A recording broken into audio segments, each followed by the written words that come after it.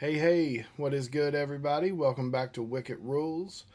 Today we're going to be doing some crazy reverse effects using a cool plugin called Backmask. This plugin is technically free, but here's their website, and you'll notice there's a buy button and a steal button. Um, they're basically saying, hey, if you have $20, that would be super cool, but if not, that's cool too. All right, well, let's get right into it. Here is a beat I made using the plugin.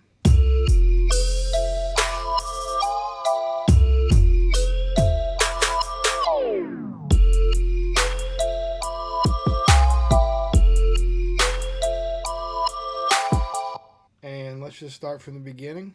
I started with this really simple xylophone loop. I added a little reverb and delay. And whenever I'm making a sample deliberately just to reverse it, I like to keep it simple and not too busy. And I also like to put a whole lot of reverb on it too, because that reverb will help create swells. What I'm going to do is duplicate this track, and we're just going to mute it and tuck it away. I'm going to freeze and flatten this and convert it to audio. All this reverb on here, now that it's printed to audio, if I hit play and stop, it's dry. There's no reverb on the channel. All the reverb is within the sample. That way your song won't get cluttered up from a whole bunch of reverb hanging over each loop. So let's pull up Backmask. And right off the bat, you'll notice that the UI is crazy.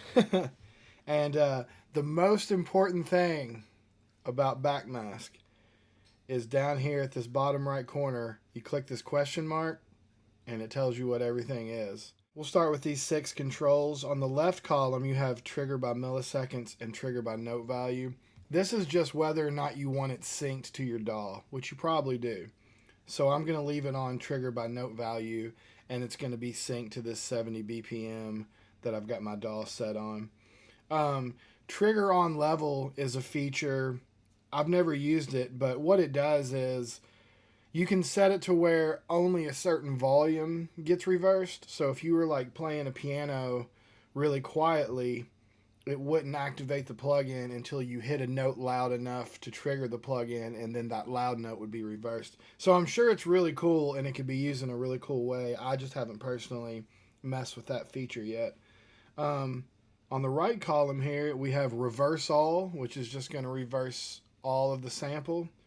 You have reverse alternating, which is a way to alternate transients, which is really cool. This is the thing that I love about this plugin.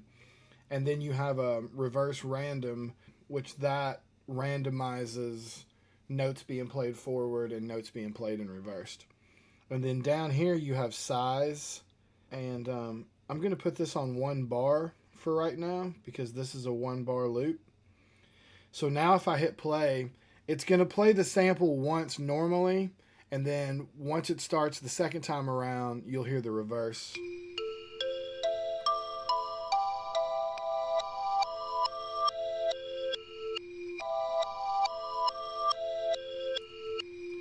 So let's say we take this size from 1 bar to quarter notes, and then we change reverse all to reverse alternating. What that's going to do, it'll play 2 notes forward and then 2 notes backwards.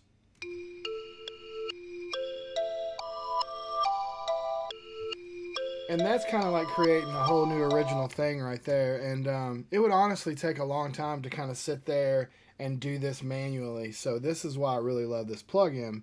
So now what I'm going to do is take this sample and do a little simple pitch modulation on it to give it a little warpy character goodness. In Ableton, you can come in here and you want to make sure it's on warp. And then over here in envelopes, you're going to click on transposition. And here's our sample. And I'm just going to do some real basic stuff here. Right here, I'm going to make it dip down just a semitone. And then over here, I'm going to make it pop up 1 semitone.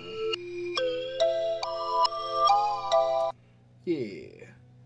And there's somebody weed eating outside, so if you can hear that, I apologize. But I'm going to keep going. Let's copy that 4 times. And right here at the halfway point, let's do a little bit of something like this.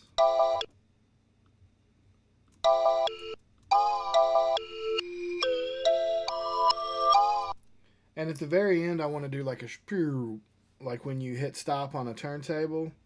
So let's go to this last piece. And what I'm going to do first is I'm going to warp out this very last note, because the second to last note is where I want the stop to start.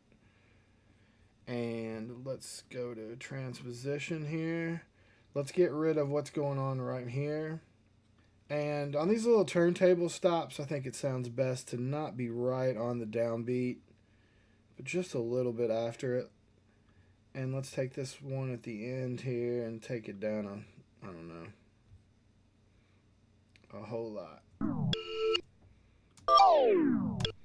That sounds pretty good.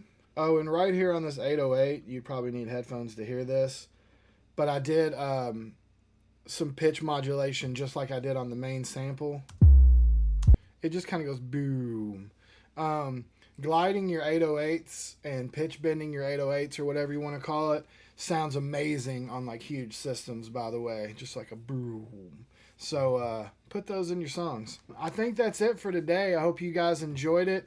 Be sure to comment and subscribe and check out Backmask and Freak Show Industries. Peace.